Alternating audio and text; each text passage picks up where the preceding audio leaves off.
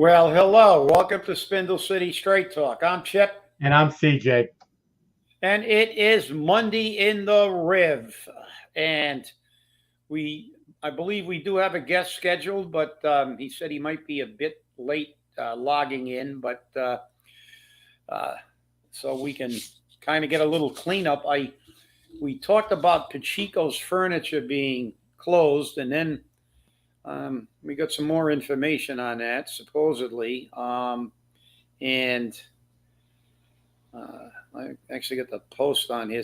Whoever posted the statement said that they now are not going out of business or something like that. Then, of course, all the rumors began to fly around about, Right. well, because they saw that, they infused money into it. Somebody gave them money, but it was a 50-50 sale. But they said they are not going. They are not going out of business. So I believe that. I don't know if I can pull it up. Yeah, I just picked it up. Here we go. It said it's from the original sender. Are you going out of business? I saw the post that said you're closing, but I don't see it on your page. No, it was premature post. It was a clearance sale. Blah blah blah, or whatever. But furniture stores are always going out of business, right? So. Well, you remember the one that used to be down at Stafford Square, Furniture Yeah. City, and Yeah. that place was going out of business every other week. I mean, there was always major sales, going out of business sale, going out of business sale. They were doing that for so long that people didn't know whether they were going out of business or not.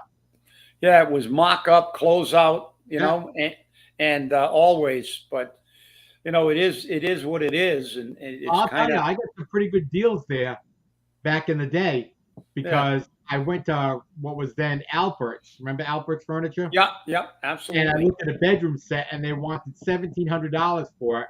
The exact same bedroom set, manufactured and everything at Furniture City was $499. Wow. So that Well, shows you good. what the markup is. Moral of that story is shop around. Yeah, and Yeah, there is a phenomenal mock up and furniture. I know that being stationed in North Carolina in the military, they used to build a lot of furniture down in North right. Carolina. And you could get it down there for like, a quarter of the price it sold once they shipped it up to the vendors. And it was, but I mean, then you'd have to buy it down there and truck it up here, which actually Right. probably still would be cheaper. But there is an amazing mock-up in furniture, and now a lot of it is built in other countries too. I think Bob's Furniture's got a lot of really um, cheap furniture, cheaper, and it's not bad. But a lot of it is made in other countries, and so it is what it is. But I don't know. Campaign season hopefully will begin to heat up. Where this is kind of a real slow start we're getting here. We don't hear a lot from the candidates I'll for tell any you. office.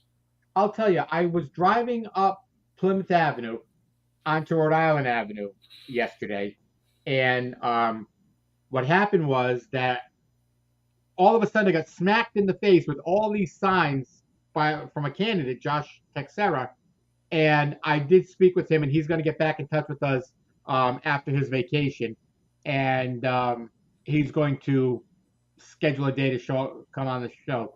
I've sent a message to Jordan Silva, who has said he will make time to be on the show, and our guest has arrived, so I'm going to bring him in. Hey, how are you guys? Hey, welcome to the show. It's Welcome. always great to see you. Great to see So you guys. do you prefer to go by Paul or Paulo? It doesn't matter. My mom calls me Paul, so I guess it's good. If it's good enough for my mom, you can call me Paul as well. The first thing I want to get out of the way is why do you want to run for city council?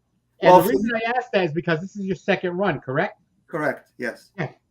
So for me, it's very simple. My dad is about 72 years old, and he's officially retired, but he's still working. And I feel bad for people like him. He has his house paid for, but as you know, water and sewer increases every year. The taxes go up every year. I mean, we have Diamond that's going to be coming online. That's probably going to be another $150 on your mortgage. Who knows? But the point being is, people like my parents stay within that limited income but everything else goes up. For me, that's a real issue. The administration, not only this one, but I feel like even past administrations don't really take that into account and don't really try to help the long-term limited income citizens of the city. Things are changing, as you guys know. I mean, people say, I think gentrification is already here. It's already arrived, and it's only going to change things, the culture and everything else. So that's very important to me. The other thing too is, as you guys know, we're down 18 police officers, and you have a city like Fall River that continuously keeps growing. I don't care what the census say. If they say there's 95,000, I believe there's a lot more than that. All you have to do is drive 3 o'clock, 3:30 in this city, and it's bumper to bumper everywhere. So I think we need more patrols on the street, without a doubt. And we need to take care of our long-term citizens. Housing is getting out of control. And the thing with housing too, this is not just a Fall River thing or a Bristol County thing. This is a worldwide thing, but we need to do something here to alleviate some of that burden. And what do I mean by doing that? Obviously, we can't change the housing market, but there is something we can do. We can go ahead and say, you know what, we're going to take a water and sewer freeze this year. And maybe that cost now is not going to get passed down to the tenants, and therefore helping them out in the short term. I believe in the long term, I think the economy, the way it's going, is cyclical. It's not going to stay the way it is. It's probably there's probably going to be a dip in the housing market, but that's going to be a short-lived dip. And I think you're going to see prices, stabilize where they are and even go up a little bit more once the train is in full operational.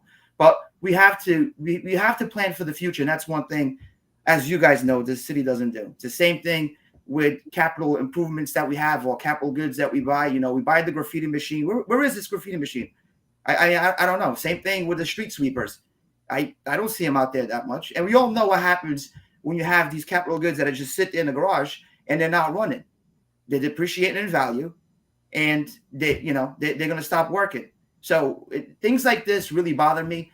We have a $400 million budget if you take net school spend and all of that, and we always need more. It's always more, but there's never a plan. There's never any, I feel like we should have more independent audits, and even I hate using the term zero-based budgeting, but I think that's something that we should go back to for each department and figure out what's going on. There's one thing. It's one thing to continuously keep asking and squeezing money out of the homeowners, but it's also another thing to take a step back, get your plan in order, and see where you can save. And I think that's one of the biggest issues, I think, is this city, aside from the maintenance issue, because there is no maintenance plan ever, is how do you save money? That's equally as important, and I think that's what I bring, or what I will bring to the city council, is accountability, which is the job, basically, the city council. I think that's lacking. Well, Wow. that's Good to hear. Well, yeah, it is good to hear. Also, I was glad you brought up your dad perspective, because these are the people, and not only the retirees, but moderate to low income people are always left behind, because it seems that, you're right. We have some gentrification, but communities like Fall River are never going to become Newton. That can only go so far. But we need affordable housing, and it's been totally ignored. We also need, and I want your commentary on this afterwards, but we need accountability, and we need to tighten our belt. A city is not here to be an employment agency and spend as much money as they can. It's here to provide essential services and give the people what they need: police, fire, education. Our educational system is ranked 335th out of 351 cities and towns. We are at the top of the crime list, and we have no accountability. Absolutely. And there's a fiduciary duty for the city, not only to do what's in the best interest of the citizens, but to do it in a way where it creates the least amount of impact on everybody else. In other words, they have to do it efficiently. And as you know, government has a problem with efficiency and spending within the budget. But that's something that city council members need to, need to stay on top of, and need to remind the administration, whoever it is, that those things need to be done. And I feel with the current, the current members, I always look at it this way. When you first get a job, the first year, the second year, even the fifth year, you're a go-getter. You're ready to go. You're going to impress the boss. You're going to do whatever it takes. And then over time, as you sit there, you do less and less work, you become less productive. And that's what I feel is going on too with some of the members of the city council. I would love to see term limits. I mean, I think there should be term limits for city council in the city. And because if not, you get perpetual, career politicians, which I also have a problem with. And then what ends up happening, as you guys know, is you work with this person for X amount of years. Now you're buddies with them. Now you don't want to critique. You don't want to say anything. And it just, and that's a real problem. And I tell everybody, even if you don't like me, you don't want to vote for me, consider voting for somebody that's new. We need new people. You can't get new ideas with the same people that are running the show over and over again. So, and going back to the gentrification, I know we're not in Newton, but you got to realize something, Chip. These houses, back in and you guys probably know this more than I do, but back in the 80s and 70s, you could buy a 3-decker for $17,000, $30,000. Now you have these houses going for $500,000. And of course, you're never going to be, you're never going to be a Newton. You're never going to be one of those affluent neighborhoods, but you're going to get close, and it's going to squeeze everybody out. You have more and more homeless people out in the streets. You have people that are taking reverse mortgages because they can't afford their bills. Taxes come in, insurance comes in. You have unforeseen maintenance that comes in. You think the administration or anybody takes that into consideration? No. What they did was they talk about, Fall River is in a great path here. We're making more money, more taxes. That's what they care about. And then the poor person that worked their whole life to keep that property, that's struggling, continues to struggle.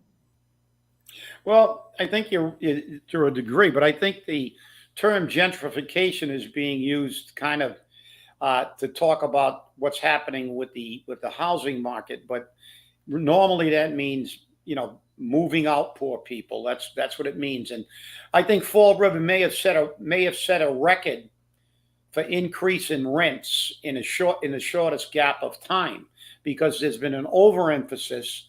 We understand that the markets fluctuate. We understand that, but there has to be a balance. The governor of this state, when she was a candidate, clearly stated that affordable housing, not only in Fall River, but the entire state of Massachusetts, and even in the nation, it's a nationwide problem. Absolutely. because of these costs. So that makes it even more important for our government officials to look for ways to help the people that they serve. Not this administration and this council seems to be hell-bent on just saying, as a matter of fact, the mayor said, well, higher rents will be better in the long term. No, they're not going to be. They're a fact of life. The reality is they're not dealing with affordable housing to any degree in Fall River. When Somerset, a community of 18,000 people, is building more affordable housing than Fall River, there's a problem. And it's controlling spending, as you said. We can't just can't be giving out $22,000 pay raises to people. We cannot create. We're doing less with more. We hire people. Now it takes 6 people to screw in a light bulb. We've got a CFO. We've got somebody that used to be involved in the finance back here as a consultant.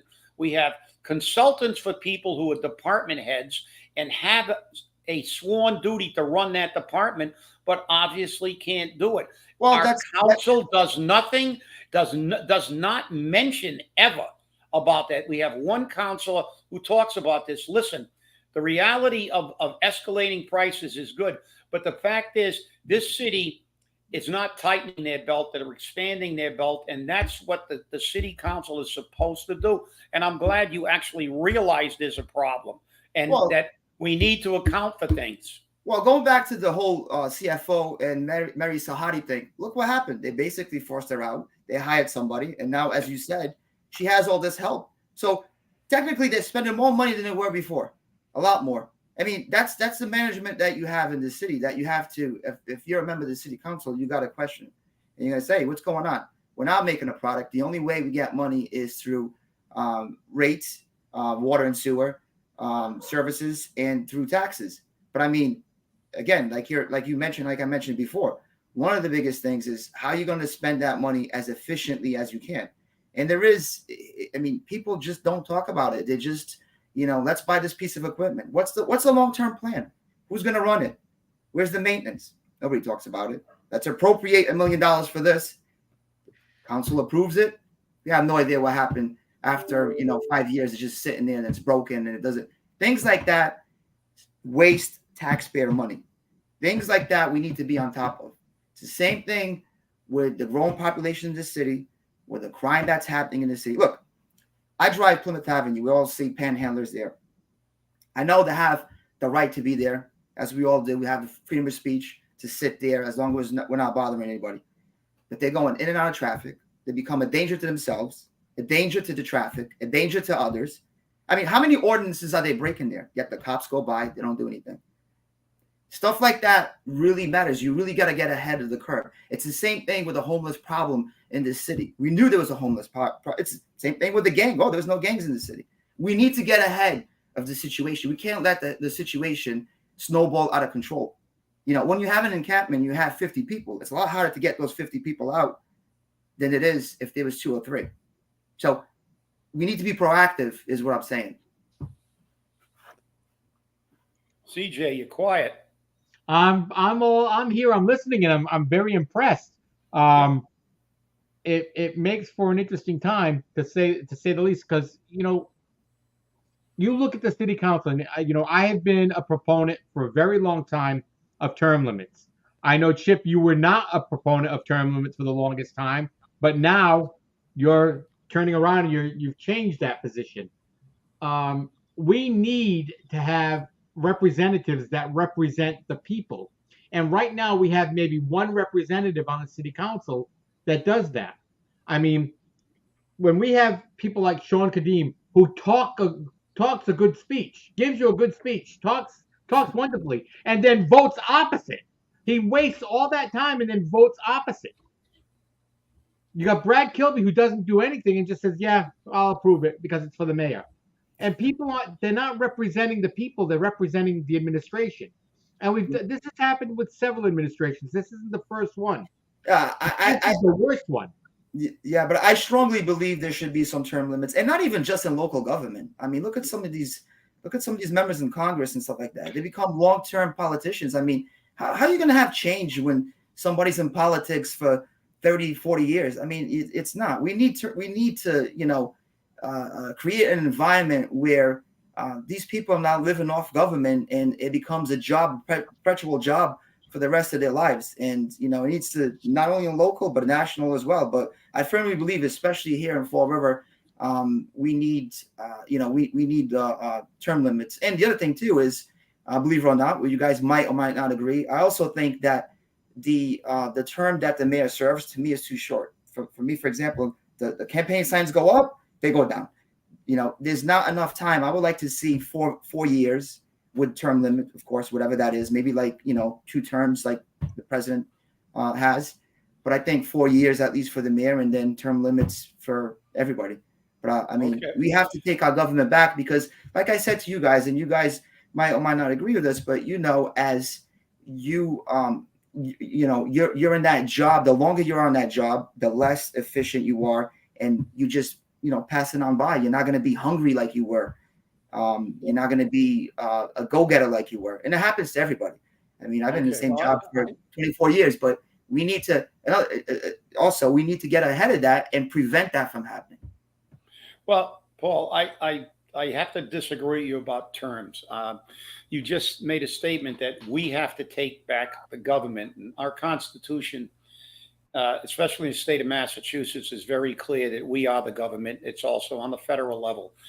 And to me, the best indicator is, we always blame the public. We put the blame where people do not vote enough, and that's been a problem all the way back to the Roman Empire.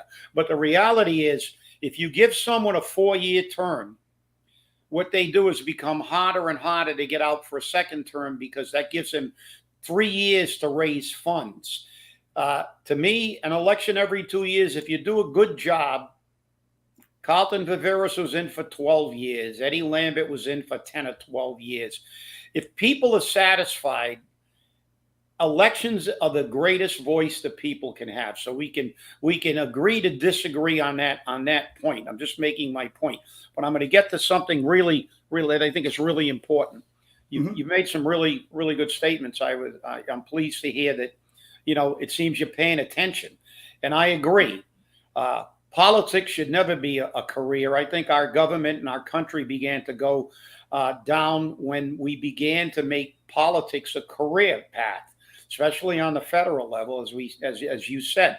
But I think it's really important your perspective about your role as a city councilor, because I think a lot of these councilors get in and think it's their obligation, or maybe to get ingratiate themselves to the mayor, to be the mayor's friend and approve virtually everything, rather than be a check and a balance. I'm not saying you're adversarial with a mayor all the time, but I'm looking for a counselor who will say, if it's a good thing, I'm supporting it. If it's a bad thing, I'm going to be against it, and I'm not going to appropriate money that I don't believe in. And that's has been missing for quite a number of years on the council. There's always been a majority of people who are rubber stamps. I want to know what you feel about your role as a counselor, and when something comes across the city council and you feel that it's not an appropriate expenditure, what are you going to do with that? Listen, I don't have a problem looking nobody in the eye and saying exactly what I believe and what I feel is right from wrong. And I have had conversations with Mayor Coogan about certain things when I see him at events. I'm not his best friend. I know some of these city councils, they take every opportunity to shake the hands, to be on the front page of the Herald News or whatever news organization. That's not me. I go in, I read the agenda, I study the agenda, I go in, I do my work, and I go home. If you're looking for somebody that's going to be, in front of veterans on a parade with the group of, the clique, that's not going to be me. I go in, I do my work, and I leave. And if I get in, after 2 years, if the people are pleased and they want to vote me in again, they can. And if they're not pleased and they vote me out, guess what I'll do? I'll just walk away like everybody else. So I'm not looking to rubber stamp. I'm not looking to be friends with best friends with the administration or anybody else. Obviously, like you said, CJ, we have to work together, and that's what I'm willing to do. I'm willing to listen, but I'm also willing to say, you know what, I don't agree with that, and that's not the way I would do it, and I'm not voting on that. And of course, there's going to be situations if I do get in that I will vote with the administration. It's not going to mean that we're best buds. It's just I feel like whatever they're proposing is probably the right thing for that particular matter, and I'm going to vote for it. And there's going to be other situations where I'm going to say no, and I'm going to question it, But you're not going to see. And I know this goes back to what you're saying about some of this stuff. Actually, bothers me because I voted for some people. I'm not going to mention who it is. We're on the council right now, who were supposed to be independent. Suddenly, they're buddies with the administration, and I see it, and I know exactly what you're talking about, and it's a concern to me too. The sad part about it is that, during a campaign, a lot of promises are made, a lot of statements are made, and people base their vote sometimes on that. My opinion has always been they base their vote on a chow mein sandwich for the most part in Fall River. You give them a chow mein sandwich. Is that still a thing? Is that still happening? Yes, that's still happening. To a degree. But What's interesting is that with Leo stepping down now, I doubt we'll see a lot of chow mein sandwiches, but something will replace it. Something will replace it, I'm sure. Because even back when Eddie Lambert was in office and Carlton Rivera was in office, they would throw events that gave away food. And that's what Paul Coogan's doing right now. He's throwing events all summer long to make Fall River look better, to make himself look better. This is not for the city, this is for him. And as a city councilor, this is something I have to ask. Currently, this administration violates our charter on a regular basis. We have people serving on committees, commissions, and boards that are serving on multiple commissions and boards when the charter says only one. But this mayor says, I always follow the law and the charter. He follows the charter when it's beneficial for him, like he did with the budget 2 years ago. has Yeah. nothing to do with the way it's actually done.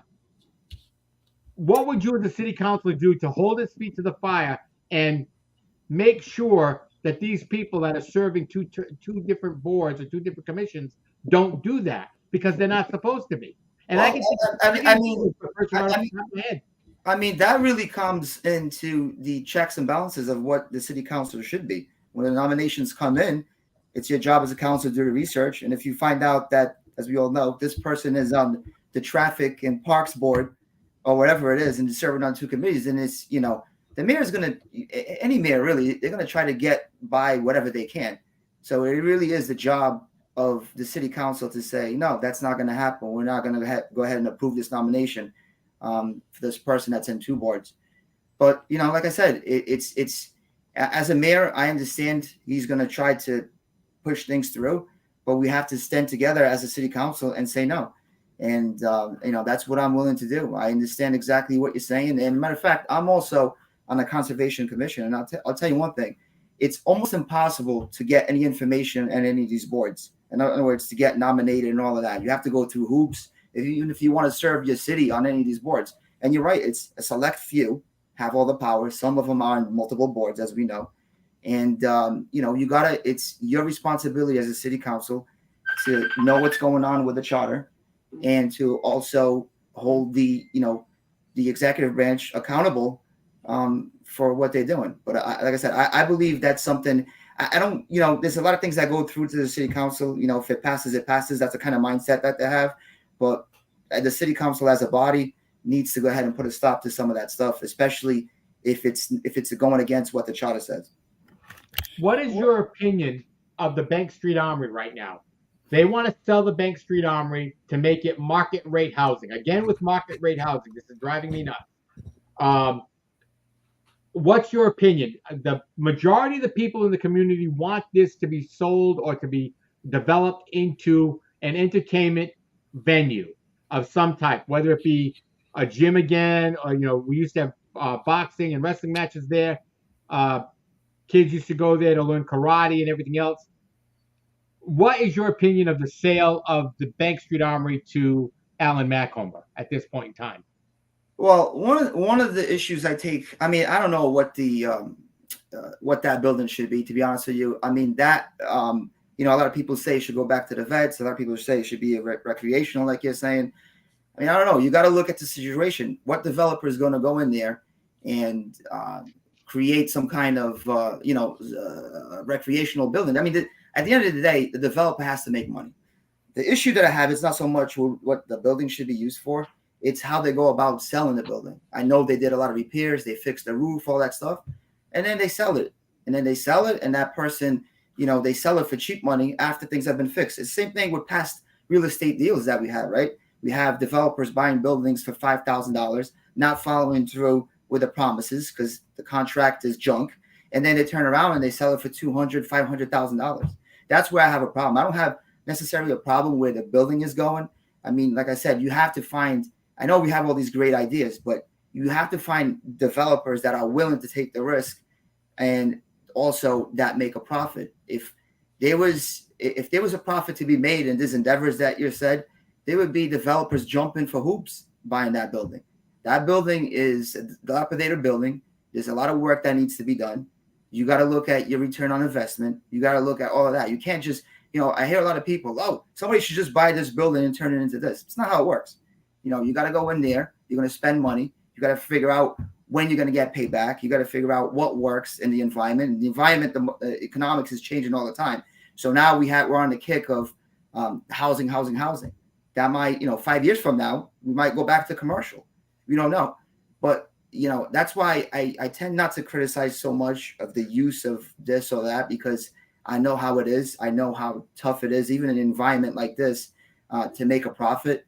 So I don't have so much an opinion on what it should and shouldn't be. What I have an issue with is how the deals get dealt, who gets them, and how they go about it. For the longest time, we just, we just sell these buildings, like I said, for short money. They turn it around. They don't do what they promised to do, and they sell it, and they further, they make money on it, basically, at the expense of the city.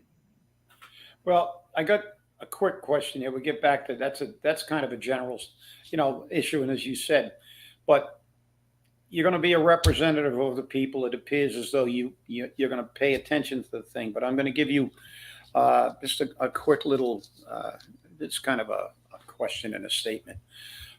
I know CJ on occasion and I on occasion have sent letters to our counselors and about monies that are unaccounted for, and there's never ever virtually been a mention. Actually, I have just pulled the numbers right now. A while back, I sent them a letter. I had the last 4 fiscal years, how much money we saved with our healthcare plan, and I gave them the. I actually sent them a copy of these numbers, hard copies from the company that administers our healthcare plan. And for FY 2021 and 22, were end date figures. 23, we only had 6 months worth of figures, and we had realized $16,393,945 in savings. And that money and where it went has never been accounted for. And at the end of every fiscal year, these monies disappear with a whole bunch of other monies. And the only one to even bring it up, they wouldn't even read it, wouldn't read my letter. And I've done this on numerous occasions, so is CJ, and they will not discuss it. To me, you used one of my favorite words earlier, fiduciary. City councilors seem to forget that they are the ways and means of the community of Fall River. It is their fiduciary responsibility to ensure that our money is accounted for and spent properly. And I even have case law, and I sent them the case law that they're violating their duty as the counselor. So I just want to know that when you see stuff like this, I'm hoping that you will do exactly what you said and basically question it. It's a reality. We just throw money down the storm drain with no regard for the people, and those, maybe you're not old enough. You got a little gray hair, but maybe you don't. A little. You're being nice to me. I like that. That's cool. Yeah. Well, yeah. I don't have any gray hair, but I don't have any hair. That's right. But I'm going to give you a couple of old terms that always used to be associated with government when it was an election year. Lean government, no frills government, tightening your belt. These things were always used by politicians when they were running for office, and now that's completely disappeared. Nobody ever talks about controlling money, as you said. So I just gave you some staggering numbers. Almost, I think I'm getting the end figures as we speak for FY23. We will probably be in excess of $18 million that in those past 4 fiscal years. And these things disappear.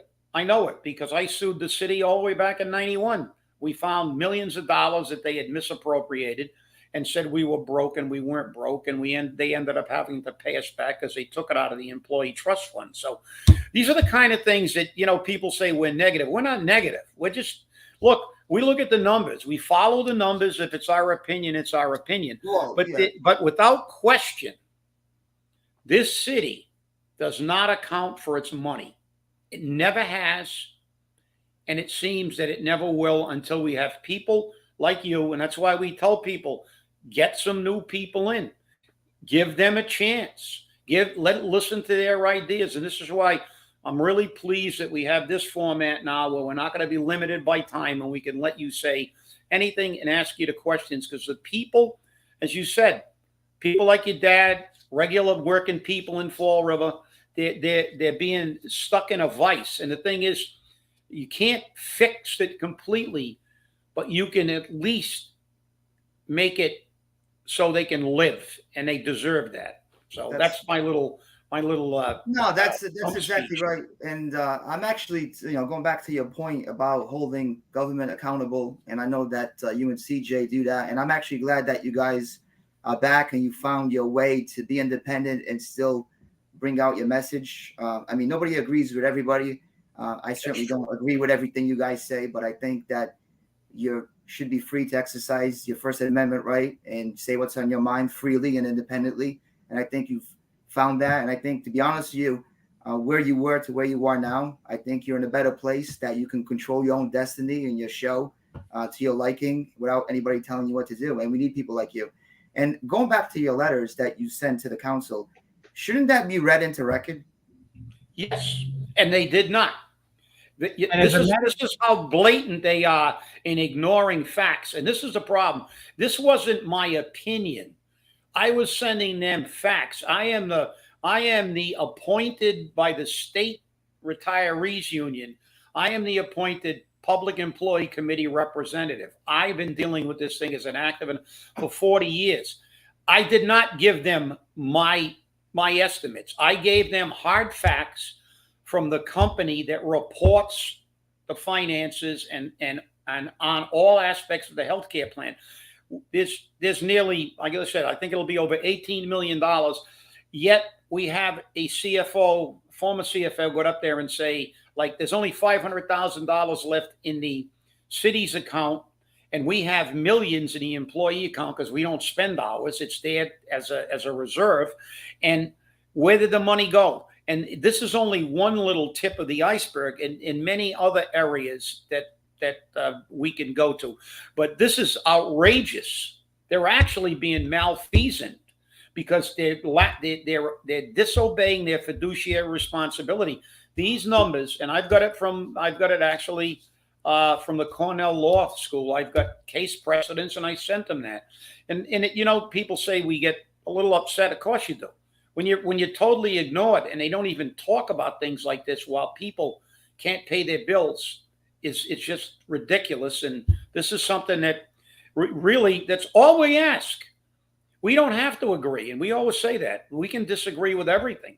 But as long as you're doing what you feel is correct, and you're executing your duty that you raise your right hand to when you get elected, and say, I will abide by the Constitution of the state of Massachusetts, and the Constitution of the state of Massachusetts clearly states that all elected officials are our substitutes and agents and accountable to the people at all time. And when this happens, this city is out of control. And I know you're running. I'm liking what I hear, and that's all we ask. Look, nobody can agree with. Look, I don't even agree with myself all the times. And neither do I. So it's like I'm not looking for that. I'm just looking for a city councilor to do their due diligence, like Michelle Dion says, and she took a lot of heat for that. And she needs help on that council. She needs people that are willing to stand up and say, "Look, I disagree," and then show them why, and then let the people decide who's right. That's all we're asking. Yeah, and I'm not afraid to take chances and do just that. If you like Michelle Dion, which I also do, to be honest with you, I think she stands up for what she believes, and she's not afraid. I mean, the last election, she took a hit because of that, and that's going to be, if I get elected, the same way. I don't care about continuously being elected. I care about going in there, setting precedents, and making sure people say, okay, if this guy has this view, Michelle has this view, and try to change the mindset of the council. And it takes new blood and new ideas to get there and do just that. I'm not looking to to be a member of the city council for 10, 20 years. That's not what I'm going to do. I'm not afraid to speak my mind and say things that I think should be a certain way. So that's exactly what you're going to get. It's not, let me not say this because I'm afraid to get elected. Look, I tell everybody, you want to take a chance on me, please do. I think I will do a good job. I think I will be transparent. I think I will stand up for the working person, for the long-term citizen of this city, and I'm going to look for the best interests. But I'm not going to be a rubber stamper. I'm not going to be shaking your hand in front of on the Herald News front page and being at every ribbon cutting. If you want somebody to do that, then you got the wrong person. I'm going to go there. Like I said, I'm going to look at the agenda. I'm going to see what needs to be asked, what needs to be done, and I'm going to do just that. That's my whole intention. I have kids in the city, and my kids are young. I always look at, and I live in the South End near Tiverton. It's a nice location, but it's not like it used to be. You can't just let them loose out. Even my neighborhood is a nice neighborhood, but crime is a real issue for me. The state of this city, the finances. I'm a fiscal conservative. I believe that we should live within our means, and those are the things that I'm going to bring. As far as being a rubber stamper for the administration, whoever that might be, I don't think you're going to have to worry too much with me, because that's not my style. And it's really, to me, it's really not about carrying on with a legacy. I'm in, you vote for me, you like me, you want to vote for me again, that's fine. If you don't want to vote for me and you say, you know what, we're done with him, like I said, I'll just walk off to the sunset and you won't hear from me again. I'll follow it, but I won't be in the limelight. You know what I mean? It's interesting because you just answered a question, I think, of one of your competitors. I recognized on Facebook that Jordan Sylvia was calling you out about you not declaring a party. And I'll be honest with you, I'm unenrolled, and I used to be a Republican. I'm a fiscal conservative. And CJ, what was my answer to him? The two-party system in this country is a broken system. Okay. Yes, it is. Let me just tell you this. I don't particularly like the job that Biden is doing. If it was to vote right now, probably would vote Republican. But that being said, how can you just say, I like these ideas, Republican ideas, but you never look the other side? Because the other side might have good ideas too. There's good ideas and bad ideas in both sides. And I responded to him. It's like, when you go to the supermarket, do you only buy apples? You never try other fruits? And essentially it's the same thing. You have to look at government. You have to look at both parties. And guess what? Sometimes, even though you're not a member of that party, you don't believe, they have good ideas. And when they have good ideas, it's your job to incorporate that into your party or into your ideas as well. So you have to take from both sides. You can't just, especially in 2023, to say that. That's why there's a lot of people, right, that are enrolled. I at one point was voted as a Republican. Back in my early days, I was a Democrat.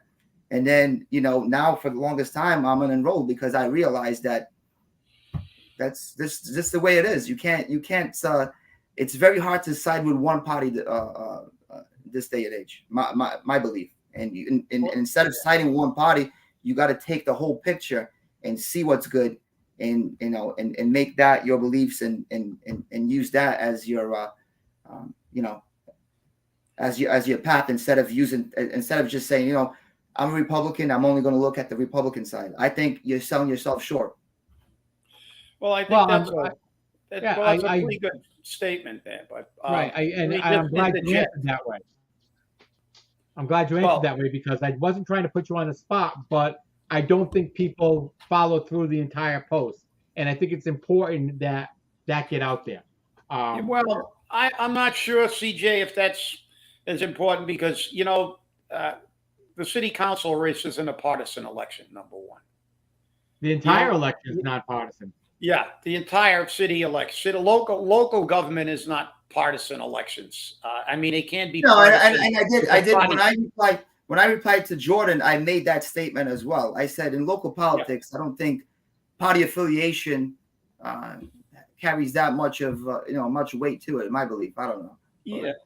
Well, I think it's. I believe. Well, I agree with you on that, because I have been around a very, very long time and dealt with counselors, and I think some of our best counselors, fiscal conservatives, were Republicans, and I have been an independent or unenrolled my entire life. If you check my voting record, I don't vote in a lot of primaries because I am unenrolled. I will vote in a Republican primary if there's a candidate I believe deserves my support, or in a Democratic primary if I believe there's a candidate that deserves my support in a primary. However, Al Alves, very, very good counselor as far as being fiscally responsible. As a matter of fact, when he ran for mayor and finished third, he predicted all the problems we're having in Fall River today because of uncontrolled spending. John Medeiros, another Republican. And do you know the majority of people in Fall River who elected those people numerous times had no idea what their party was.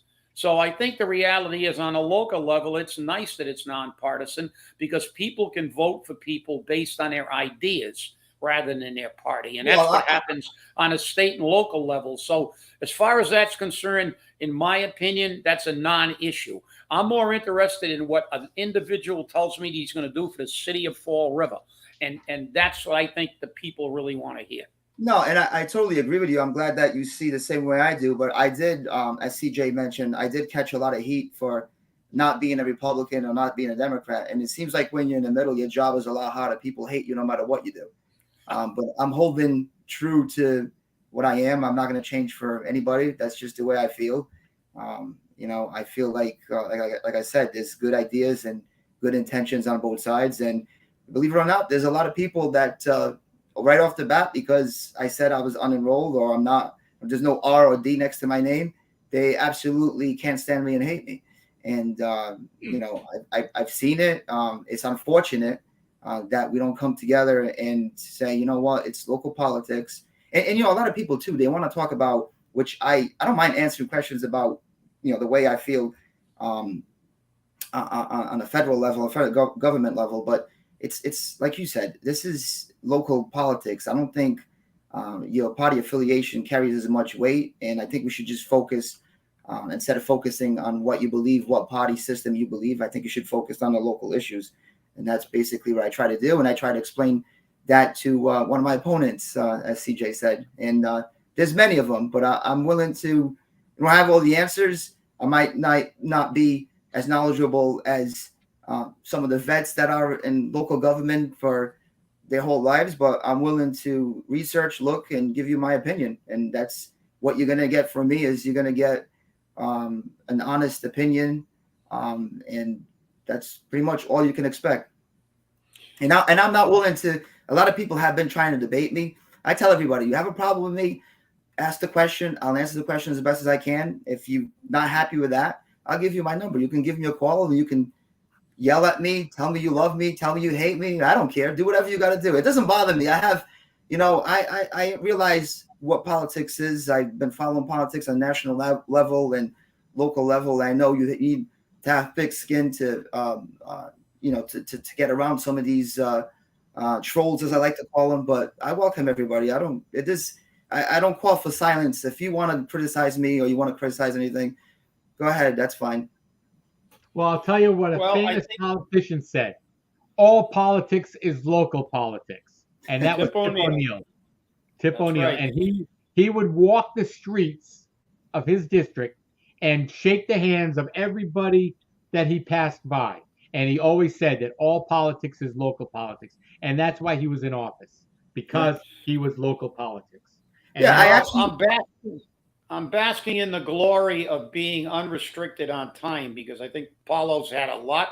He's had. This is great because you've been on for a while, and I think that people get a far better grasp of this kind of relaxed conversation and allowing you to kind of just give everybody a feel of who you really are and how you really feel. And I mean, I think I think I have a lot better understanding of who you are as a candidate and what your philosophy is. And I hope that, our viewers take a close look. And if there's anything else you want to add, I think you've made your position pretty clear. You've also made your attitudes and your personality pretty clear. So this is what we want to do. We always tell the people that watch our show, you don't have to agree with us.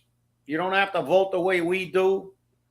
You can research everything we say, but just get every opinion you can and make your own decision. And I think being able to do what we've done today and you being the first one on, I think this is is really going to be a good thing for the people because you can take the time you need and they see you. It's not something you wrote or something you made a radio ad or a TV ad about. It's you sitting in front of a sitting in front of a computer and talking to us and to the people and our viewers. So I think this was good. I really appreciate you coming.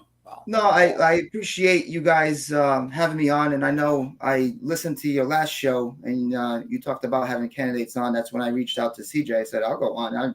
If you guys have questions for me, I'll gladly go on. And I think this format that we have here, to be honest with you, like you're saying, is more organic. You know, you're talking one to one. You don't have written questions. It's not like it's a radio ad, and I'm gonna do this and I'm gonna do that. You know, you get a feel for things, how the candidate is, and if I was not running and I was a citizen, I would appreciate this input and this forum a lot more than something that's that has that's more staged. I would say this is more organic. It's more free flowing, and I think the viewers should get a better perspective on what I'm about and what the candidates are about. And like I said, I appreciate you having me here. I hope you have some of the newer candidates as well. And it's about putting Fall River in a better light, in a better future. And in my opinion, in order to do that, you have to take chances. You can't get the same results with the same people and the same ideas. So I hope that people go out there and they vote on the 19th. We got to cut that down to 18. That's very important as well. And then on the general election as well. But I hope that people take more interest in the city and what's going on, because things are getting it's getting tougher and tougher to live in the city. There's no question about that. And I really appreciate you coming on the show. And, if we have time or something, maybe we'll bring you back just before the election or right after the maybe you guys can have some other candidate. I'm not going to mention names, but I'll debate them live. Well, I think I know who you're talking about, and I'm more than willing to have him on. It'll make for an interesting, definitely make for an interesting show. I think that's doable. That'll be the pay-per-view your show right there. That's right. We'll go behind a paywall for that one. I want to thank you for being here, Paulo. I appreciate you taking the time out of your day. Time is important for everybody, and I'm sure that our viewers really appreciate you being here as well. Well, that's do I, Paulo. We appreciate your candor, and we appreciate you expressing your positions as clearly as you did. So. Good luck, and we hopefully we will get everybody back for a second thing. And as far as that is concerned, the other thing, the one-on-one, that may be doable too. Like you said, we may put that on paper. We may put that on pay-per-view. I didn't commit to that one yet. I know, we know, but. We may make the offer. So get ready. Get your pay-per-view hat on. There you go. Well, I want to thank everybody for watching, and remember, stay safe, stay angry, and hold your politicians accountable. And thank you, Paulo, for being here. We'll see you on Wednesday.